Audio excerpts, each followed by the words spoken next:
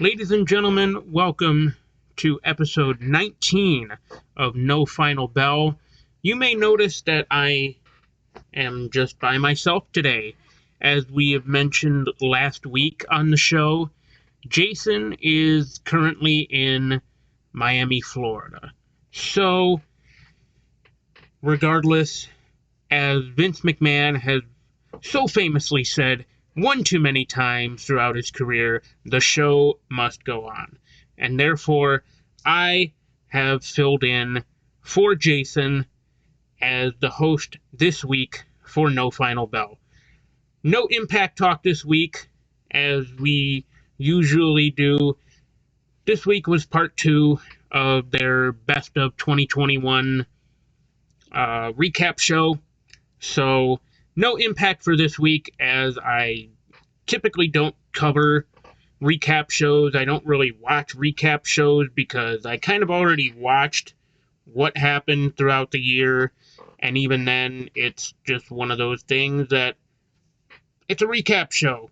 I really don't need to watch a recap show. So, that's just my opinion, but, regardless, they had their year-end awards. Again, I don't really care too much about that. But, however, the lack of Impact talk means all the more AEW talk. Now, usually we have a Sign of the Week segment that we have debuted, I believe, 2 weeks ago at this point now, or I should say 2 episodes ago. But I didn't really notice any, funny sign. I mean, the only real funny sign that I could think of was a sign that somebody made in the front row, hard camera side, which was a painting of sorts of Danhausen and MJF Hausen. So, Danhausen is very nice and very evil. I think that he could be on his way to AEW soon, as he is now a free agent. But regardless, now we are talking about last week's, and by the time that I am recording this, AEW Dynamite, the first episode on TBS has already happened. I know of some of the results, but I will not spoil them this week. We'll leave that for next week. Regardless, this is Dynamite on New Year's Smash from Daly's Place, their homecoming episode in a sense. So, we start off the show with Jim Ross receiving a welcome, and I do mean a welcome, return to the commentary desk. He had that standing ovation from the Jacksonville crowd, from the commentary booth. Jim Ross received that welcome return. JR, welcome back, buddy. I'm glad to see that you are cancer-free, and, the commentary desk was always the place for you, Jim Ross. So, I salute you, and I thank you for being a part of professional wrestling for the better part of 3 decades now, and even then, you're still going strong, you're still doing your thing. I applaud you, Jim Ross. Next up, we get right into the action after Jim Ross's return to the commentary desk on Dynamite with FTR and Hardy Family Office in a 10-man tag team match against Jurassic Express, Christian Cage, and the Lucha Brothers. And when I say Jurassic Express, I don't mean the full 3-man faction with Marco Stunt, as we really don't know what's going on with Marco Stunt, and he really hasn't been in the fold for quite some time. I kind of think he's really focusing more on, his musical career in a sense. I think he's really doing more of a musical side for a lot of this stuff than actual, pro wrestling. But at the same time, he is only just about in his early to mid-20s. I think he's around the same age as me, but that's besides the point. He's living his dream. And, you can't take away from Marco Stunt for living his dream. The kid is literally Like, you couldn't be prouder of him that he's chasing a dream and being successful at it. Like, you really can't go wrong, Marco Stunt. But regardless, getting back into it. So, opening match, FTR and HFO, they beat Jurassic Express, Christian Cage, and the Lucha Brothers, but we will talk later on about something that happened during the match.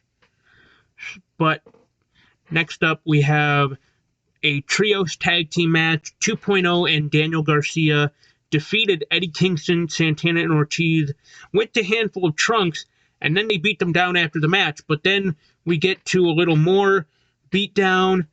But who comes out to make the save for Eddie Kingston and Santana and Ortiz but Chris Jericho?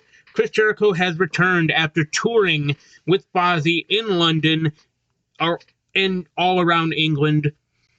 Chris Jericho makes the save. He's finally back in AEW, but it seems that Eddie Kingston is not impressed. He's, so that's Eddie Kingston for you. But, yeah, he's just not impressed, not happy with Chris Jericho coming to the save. And matter of fact, Santana and Ortiz actually had to keep Chris Jericho and Eddie Kingston both separated. So we'll have to see what happens with that. But regardless, next up we go to a backstage promo in a sense with MJF. He is teasing joining WWE in 2024, as he talked about the bidding war of 2024, and he said, if I go to a place more professional, we'll see what he means by that. But regardless, MJF has been teasing for quite a while that he wants to join WWE in 2024, and I guess I have it written here, he's still keeping a rivalry with CM Punk. That does not seem to be the case, as later on in the show we will talk about CM Punk, but it does seem for now that CM Punk and MJF are done with their rivalry. But we go to more of that. Wardlow is trying to win. He plans to win the Face of the Revolution ladder match and get a title shot. But MJF has said if Wardlow wins a title, he has to relinquish it to MJF, which Wardlow didn't seem too happy by that, by the way. Wardlow wants to do his own thing and wants to be his own man. Like, he wants to be a champion, pretty much, and he wants to be out of the shadows of MJF, so it seems, because from the looks of it, MJF is seemingly getting under the skin of Wardlow, and Wardlow practically is not happy. He's not taking anything from MJF anymore, as it seems. And there seems to be, there has been tension for a while with MJF and Wardlow, but now it's becoming more apparent that Wardlow, I really think they're planting the seeds for a heel turn with MJF and Wardlow. Or not a heel turn, but a face turn. I really believe they are planting the seed for a Wardlow face turn, and he's going to turn on MJF. That's just my personal opinion. Next, we go to some backstage stuff, and again, I mentioned earlier how Jurassic Express, Christian Cage, and the Lucha Brothers, so Jurassic Express and Christian Cage expressed their frustration towards one another after their tag team match, and as a matter of fact, for next week's show, we will talk more about Jurassic Express and the Lucha Brothers. But we'll save that for later, as next we go on to a match between Wardlow and somebody that I've met, and until I noticed, I did not even realize that he works at Heroes Hideout in Victor at Eastview Mall. Colin Delaney. Wardlow beat Colin Delaney. Unfortunately, Colin Delaney will always be that guy that's just, perennial jobber wherever he goes. He was the extremely cute wrestler in WWE's version of ECW, and, even back then, he was still that perennial jobber that always really never got a chance to shine, but he still had his, he had his moments with the companies that he was in. But regardless, Wardlow did the same spot where he would do the power bombs until he felt that he was ready to, he'd done enough damage. Does the foot over the chest cover on Colin Delaney, and then right after the match, Shawn Spears hits him with a chair to continue that whole thing. Then Kyle O'Reilly, as he is making his AEW in-ring debut tonight, backstage he mentioned his feud in NXT with Adam Cole. He said, look, man, we got a lot of heat, okay? But I need to know, do you got my back? Because I know Bobby's got my back. So, and it started with some backstage stuff with all 5 of them. And when I say all 5 of them, I mean the Bucks, Adam Cole, Kyle O'Reilly, and Bobby Fish. So Kyle looked at the Young Bucks, and the Young Bucks were kind of not upset, but a little put off by the fact that Kyle O'Reilly hadn't officially introduced himself to the Bucks. And then Kyle goes to the Young Bucks and is like, hey, can Adam and I have a moment? This is all. And Adam Cole, and so the Young Bucks were like, hey, anything you say in front of Adam, you can say in front of us. And Adam was like, hey, no, I got this. It's good. And then Kyle says, Bobby, you too. So it was a private one-on-one conversation between Kyle O'Reilly and Adam Cole with that, and that's when O'Reilly mentioned his feud with Adam Cole in NXT, where they had that brutal, unsanctioned match to end their feud. So, next up we have in-ring segment with Dan Lambert, where he's making jokes at Brandy Rhodes and just roasting Cody Rhodes, which then Brandy comes out and calls Dan Lambert a less talented Paul Heyman, and it leads to a promo battle between Dan Lambert and Brandy Rhodes, which, there wasn't a lot that was going back and forth between them, but it did ultimately lead to Ethan Page eventually getting a title opportunity against Cody Rhodes for the TNT Championship on Rampage, which we will talk about Rampage later on. But later on in this segment, as the segment is progressing, Dustin Rhodes comes down to essentially, because basically what the segment boiled down to is Brandy wanted to fight Dan Lambert, and Dan Lambert had no problem with that, as he is a black belt in Brazilian Jiu-Jitsu. So, that whole thing happened. It kind of led to a little bit of a thing. Dustin Rhodes came down, and as Dustin's back was turned to, so basically what happened with that was Dustin Rhodes was keeping Brandy at bay. Men of the Year were keeping Dan Lambert at bay. As Dustin's back was turned, keeping Brandy at bay, I say Men of the Year, but it was really Ethan Page that got a cheap shot on Dustin. So there's that. Next up, we have the semifinals, the final semifinal match in the TBS Championship Tournament. Jade Cargill versus Thunder Rosa. Jade Cargill ends up beating Thunder Rosa to advance to the finals of the TBS Championship Tournament, which, like I said, by the time I am recording this TBS Championship Tournament has already ended, and we do have our first TBS champion. Again, I will not spoil that this week. We will announce who that is next week, but regardless, Jade Cargill beats Thunder Rosa with help from Mercedes Martinez. She disguises herself as an AEW crew member and helps Jade Cargill get the win over Thunder Rosa, which, if you remember correctly, if you go back and watch some episodes of this podcast, you'll know that Mercedes Martinez, for the most part, has been a pivotal player in Impact Wrestling, but now she is officially signed with AEW.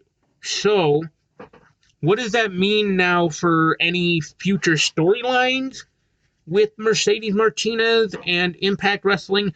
I'm not entirely sure.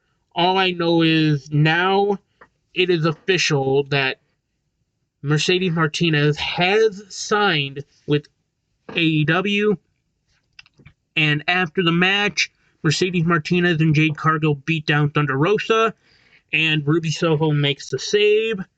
So, which I did want to mention as well, I did really like the attire, the choice of attire that Thunder Rosa had for her match against Jade Cargill. She dressed herself up as Wolverine.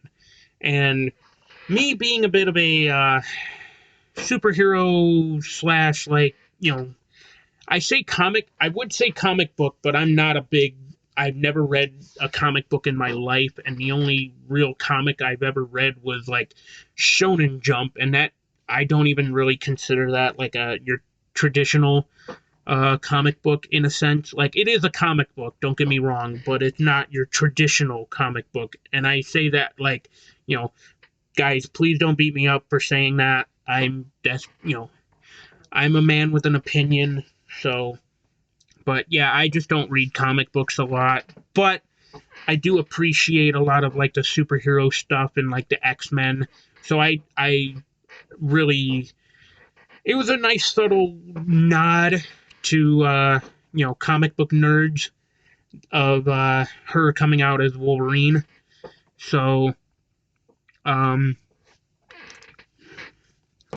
then we cut to CM Punk making his first appearance in Daly's Place, the home of AEW, Daly's Place. CM Punk makes his first appearance, and it was pretty heartfelt in the beginning because CM Punk said, CM Punk came out to wish JR, welcome JR back to the commentary booth, the commentary desk, basically saying that, there's nobody better than you. You absolutely deserve to be, like, you're pretty much the greatest of all time when it comes to commentators. So, running down that, and then he mentioned Brody Lee, and absolutely, Brody Lee helped make Daly's Place a great home for AEW when he was the TNT champion, and even just in general, he helped make Daly's Place he was the one beside Jon Moxley that was really bringing in a lot of viewers to AEW during that whole pandemic era where there were no fans in attendance and where there was, like, an empty arena, and pretty much back around the time when all you had as your audience was the wrestlers around ringside. And at that point, your only real audience was Austin Gunn. So, who was just one half of the Ass Boys, along with Billy Ass himself. Thank you, Danhausen. And while the appearance is still going on. He's running down all this. Next up, he mentions MJF. And he says he never wanted to mess with MJF, and he's better than him on the microphone, in the ring, and even on commentary. Nobody can touch CM Punk. And we'll see what happens with that. But he did also say, who's to say that because MJF wants title aspirations, that is his goal for 2022. He wants to be the TNT champion and the world champion. And honestly, who's to say that MJF couldn't be a really good TNT champion? Or even a world champion for that matter. I really feel like this year needs to be a championship year for MJF. Because his real claim to fame so far in AEW has been like the 3-year Dynamite Diamond Ring winner. And while that's okay, it really doesn't add a lot of star power to MJF's name. Don't get me wrong. MJF is a star in his own right, but at the same time, it's like you really have to let him break out more from just the Dynamite Diamond Ring.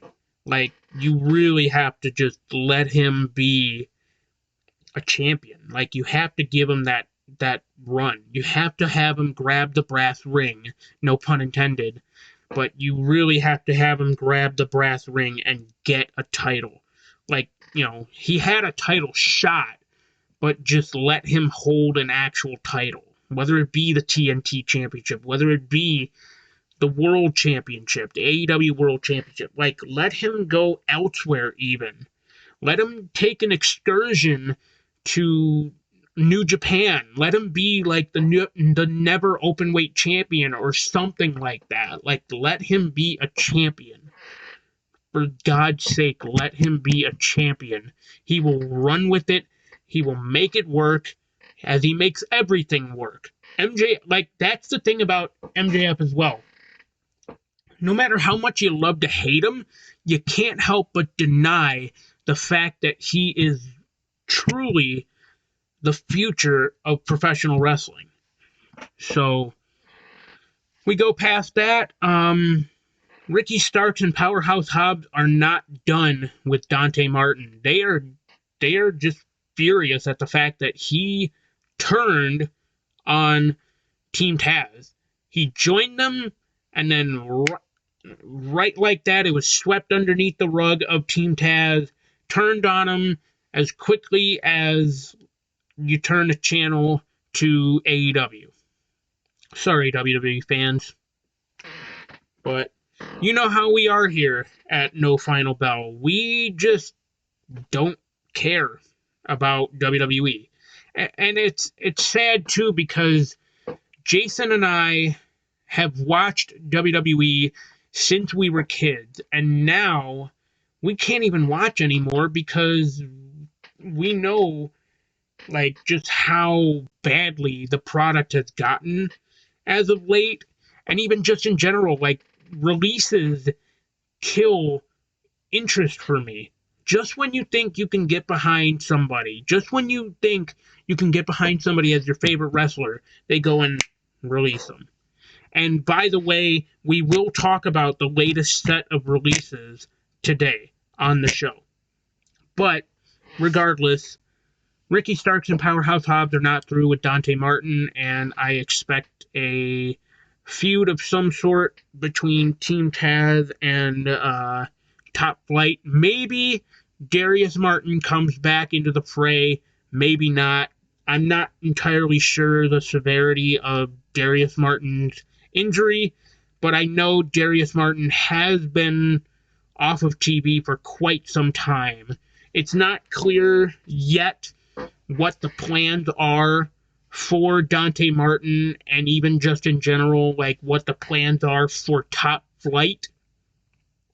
It's not clear the plans creatively for them, but I can imagine there are a lot of creative avenues that you can go with Top Flight. Then we cut to a picture-in-picture break with Sammy Guevara and his cue cards, where he says that his New Year's resolution is to once again become TNT champion. And honestly, I would be okay with that in a sense, but at the same time, I feel like Sammy Guevara should go like beyond the TNT championship. I think he should really focus on being a tag team specialist with Chris Jericho. I think Lace X Gods needs to come back. If not Lace X Gods, then definitely Sammy Hagar. So, I personally think that Sammy Guevara would be a great tag team guy. It's not to say I'm, discrediting his singles run. His singles run has been, passable for the most part. And he was a great TNT champion, don't get me wrong. And, it was a pleasure. It was an absolute pleasure to meet Sammy Guevara as well. He's a very down-to-earth guy, very personable, very talkative in a sense, depending on the situation. I have nothing but good things to say about meeting Sammy Guevara. But regardless, his New Year's resolution is to become TNT champion again, and honestly, I feel like it could happen, but I just don't think it will happen. Maybe it will, maybe it won't, but I personally just don't want to see it. I wouldn't mind, I wouldn't hate it if it happened again, but at the same time, I really feel like Sammy Guevara should just go bigger and better when it comes to championship aspirations, because, not for nothing, at this point, in a sense, the TNT championship is a big deal depending on, how you look at it, but at the same time, it's supposed to be a mid-card title, and even then, they treat it like a mid-card title every now and then, but at the same time, Hangman is not as, that's the thing, too. I feel like Hangman's world title run has kind of been overshadowed by just how prominently featured the TNT championship is compared to the world championship. I feel like it's always been that way in a sense, too. Ever since 2020, ever since the TNT championship even first came into the fray, I feel like it overshadowed the world title in a sense, because the TNT championship has always been featured prominently on Dynamite and on Rampage and all that stuff. But it makes sense in a way, because the TNT championship is the championship of the network that's broadcasting Dynamite and Rampage. So of course they would feature that championship prominently in main event caliber matches, and even just big match draws in general. The TNT championship matches on Dynamite and Rampage are big match draws anyways, as it is. So it makes all the sense in the world to me why they would feature it prominently on Dynamite and Rampage, but at the same time, it's don't forget about your world title, you know what I mean? So that's just how I look at it. Also, we cut to some backstage stuff. Hikaru Shida and Serena Deeb seem to be continuing their rivalry. They want another match with each other. It's fine, but at the same time, you look at it and it's when are they going to end this feud? How many times do they have to fight each other before they finally are tired of one another? And even then, it's how quickly before the fans just crap all over it? In a sense, I've already started crapping all over this Shida and Serena Deeb feud, because honestly, we've already seen it one too many times. Whether it be on Dark, or whether it be Dark Elevation, Dynamite, Rampage, wherever. We've already seen Shida and Serena Deeb, clash it out one too many times, in my opinion. We've already seen it one too many times. We don't need to see them feuding even more. Like, we don't need to see. So that's just me. But so yes, going back to earlier, how I said Jurassic Express and Christian Cage. So next week on Dynamite, on the debut episode on TNT, on TBS. I'm sorry, not TNT. They they've had that debut episode on TNT back in October of 2019. This is the debut episode on TBS. Next week on the debut episode of Dynamite on TBS, Jurassic Express versus the Lucha Brothers for the AEW Tag Team titles, as well as Brian Pillman Jr. versus Malachi Black. Now, that's something that I didn't really mention. Didn't really want to get too much into, in a sense, on this show, but I will talk about it regardless. Brian Pillman Jr. came out in a segment with Tony Schiavone and said he wasn't happy with how he saw his brother, talking about Griff Garrison, get beaten down by Malachi Black and like spit in his face or whatever.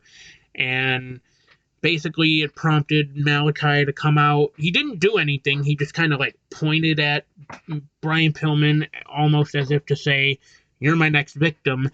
Welcome to the House of Black," kind of thing. But regardless, next week, Brian Pillman Jr., Malachi Black, as well as Jurassic Express versus the Lucha Brothers for the AEW Tag Team titles. Now, we get to our main event of the evening for Dynamite, Red Dragon. Yes, you heard that right, ladies and gentlemen. Red Dragon. Kyle O'Reilly and Bobby Fish, as well as Adam Cole. They all teamed up to reunite the Undisputed Era, baby. So, basically, the Undisputed Era were in a trios tag team match against Best Friends and Orange Cassidy, and Red Dragon and Adam Cole beat Best Friends and Orange Cassidy with help from the Young Bucks. But during the match, Kyle O'Reilly inadvertently kicked Adam Cole in the face, and it didn't really seem to sit well with Adam Cole. And it seemed to be, it looks like there's some tension between Cole and O'Reilly. So we'll see if that leads to anything down the line. But that is it for Dynamite talk. Now we get on to Rampage talk. So on Dynamite, Darby Allin was kind of talking about Anthony Bowens and like leading into their match on Rampage. So Darby Allin is ready for Anthony Bowens, and with that, Darby Allin ends up beating Anthony Bowens, but after the match, the Acclaimed beat down Darby and Sting. But there's something else to take note of after the match. Andrade El Idolo was standing at the top of the stage in front of the tunnel. What is this fascination? I don't know if he was fascinated in Darby and Sting, or if he was fascinated by the Acclaimed. We'll have to wait and see. We'll have to see what happens with that. We'll have to wait and see if there's anything with Andrade El Idolo and the whole Darby and the Darby and Sting and the Acclaimed thing. But if you ask me, I think he's just fascinated by Darby and Sting, and I think he kind of wants a piece of Darby and Sting. Maybe Darby, maybe Sting, maybe both of them. Either way, I think that's what Andrade El Idolo's fascination is. Next up, we have Taz breaking down the moveset of his son Hook. Look, Hook is easily going to be one of the biggest things in AEW. Like, the way that they're presenting Hook right now is absolutely amazing.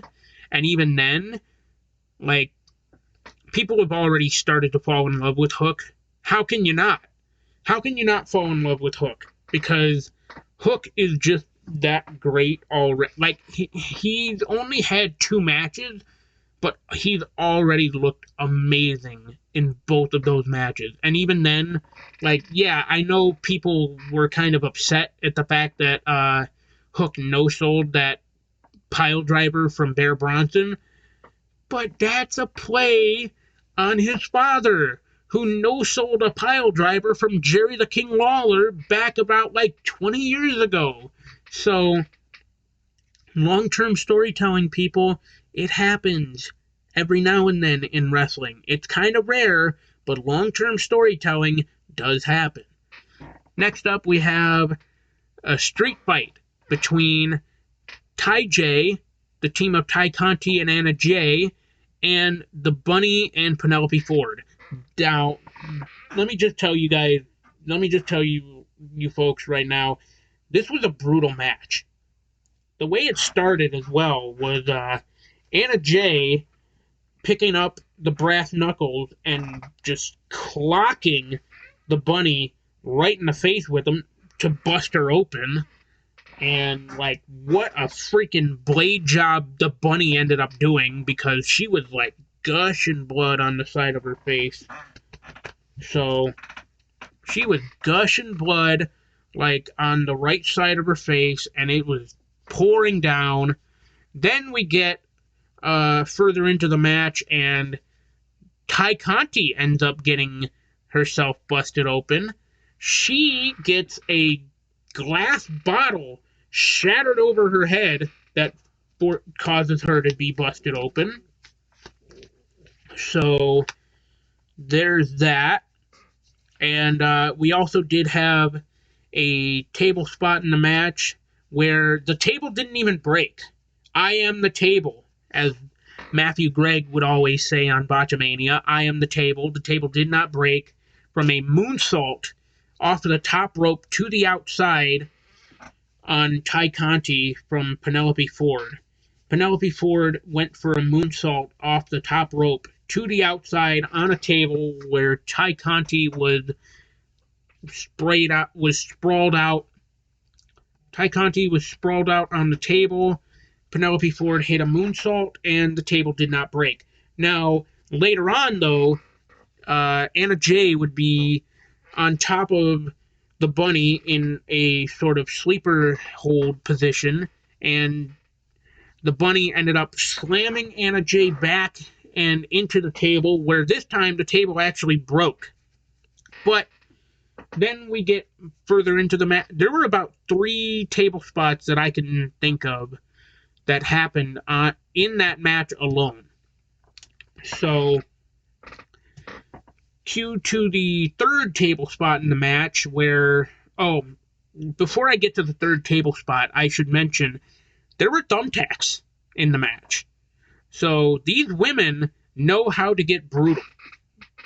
I mean, the lights out unsanctioned match between Britt Baker and Thunder Rosa ended up having thumbtacks.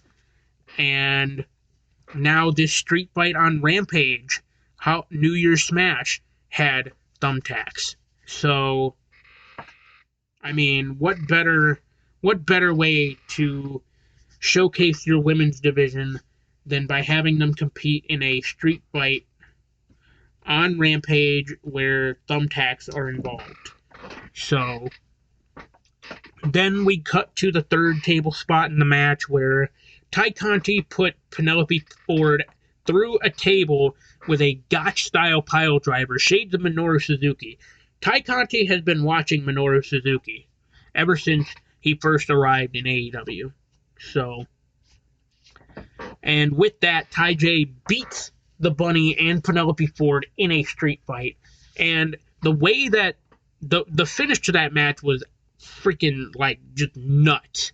The finish to the match was Anna Jay wrapping barbed wire, like, around her elbow, in a sense, because, you know, when you're applying a sleeper hold, it's pretty much like the point of the inseam of the elbow that goes across the neck to clog the carotid artery. So Anna Jay wrapped barbed wire around her arm to basically choke the Bunny out, and it was brutal. The match itself was brutal. So absolutely, like, it was a great match, and Ty J beat the Bunny and Penelope Ford. Next up, we go to the main event.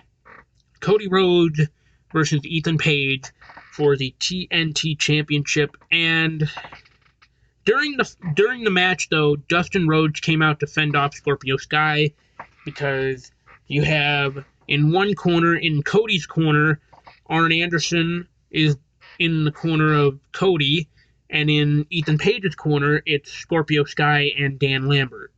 So Dustin, during the match, came out to fend off Scorpio Sky into the crowd, and as the match is progressing, then we get, well, earlier in the match, Dan Lambert tried to trip up Cody, and then Arn returned the favor by tripping up Ethan Page. So, turnabout is fair play, ladies and gentlemen. Turnabout is fair play. So, but the end result, as we all expected, Cody Rhodes retained against Ethan Page. And needless to say, a lot of people in the crowd were very upset. And rightfully so. I mean, like, do we really need to see Cody Rhodes as the TNT champion a third time? No. No. Simple answer. No. We do not need to see Cody Rhodes as the TNT champion for a third time. Like, you know, and that's the thing, too. He said that, like, oh, yeah, you know, I'm not the kind of person that would go against the traditional, like, rules of wrestling or, like, whatever. When I say I'm not going to challenge for the world title again, I really mean it, kind of thing. If you ask me, I think he should really just feed into a heel turn, use his executive vice president, like, president powers to enter himself into the world championship rankings and basically become a world champion finally. That's just my opinion. And even then, people online, people like everybody is saying that, like, everybody is fantasy booking that for Cody Rhodes to just turn heel, use his executive vice president power to enter the world championship rankings and be the world champion. So, which honestly, I think would actually work for Cody Rhodes, but, you know, Cody is kind of egotistical in that sense. He doesn't really want to feed into a lot of people and what people want, in a sense. Like, so that's the thing about AEW as well that I noticed. They listen to the fans, but sometimes Cody himself does what he wants, which is not entirely a bad thing, but at the same time, it's like, you really should listen to a lot of what your fan base wants in that sense. Like, you really should just turn heel and, like, you know, because, like, just feed into the, if you're not going to entirely turn heel, just feed into those boos and just be like, okay, I'll give you a reason to hate me, kind of thing. In a sense, he already did give us a reason to hate him. He became a TNT champion a third time. What more reason do you need to hate Cody Rhodes now, if you ask me? But, so that's all of the AEW talk. I did want to get into the recent round of releases in WWE as I am recording this on Thursday, January 6th. And by this time, like I said, the inaugural TBS episode of Dynamite has already happened. I do not have all of the results for that. I only know about a few results, but regardless, I am not going to spoil that this week. I'm going to leave that for next week when Jason hopefully will be back with us by then. And even so, but regardless, the recent round of releases, some of these are kind of shocking. So here are the recent releases. We have Road Dogg, Jesse James, William Regal. Now that's the shocker. WWE released William Regal. What the hell are you doing? What the hell are you doing that you release William Regal? At that point, you were pretty much getting rid of like anything and everything associated with the black and gold brand of NXT. At this point, the company is like really just pushing NXT 2.0, which, not for nothing, is gonna go down the drain. Like, that show is just horrible. Aside from the fact that Braun Breaker, like, literally the only good thing about NXT 2.0 is Braun Breaker. That's it. That's it. Braun Breaker is going to build that brand. NXT 2.0. Braun Breaker, as NXT champion, is going to build that brand. Like, and that's the thing too, that I wanted to talk about. After, like, now I'm talking, these are the events after NXT New Year's Evil. So, at NXT New Year's Evil, Braun Breaker ended up defeating Tommaso Ciampa to become the new NXT champion. And after the match, Rick Steiner actually came out to celebrate Braun Breaker's victory with Braun Breaker in the ring. So, there's that. But regardless, Road Dogg, William Regal, Ace Steel. I'm not familiar with Ace Steel. We have Ryan Katz, who is a writer of the brand. Dave Kapoor, who is formerly Ranjan Singh, was released. Scott Armstrong was released. George Carroll released. Hideki Suzuki released. This one is a shocker as well. Timothy Thatcher was released. Danny Burch was released, as well as Kathy Carino. So, those releases are just, like, you know, at this point, it's not surprising that WWE keeps releasing people, but at the same time, it's like, you know, it's only inevitable. It's only inevitable for WWE to release a bunch of these people. You know, it sucks too when WWE releases people, but at the same time, what are you going to do? Like, you know, at the end of the day, they're a business. They release people whenever they feel like it, pretty much.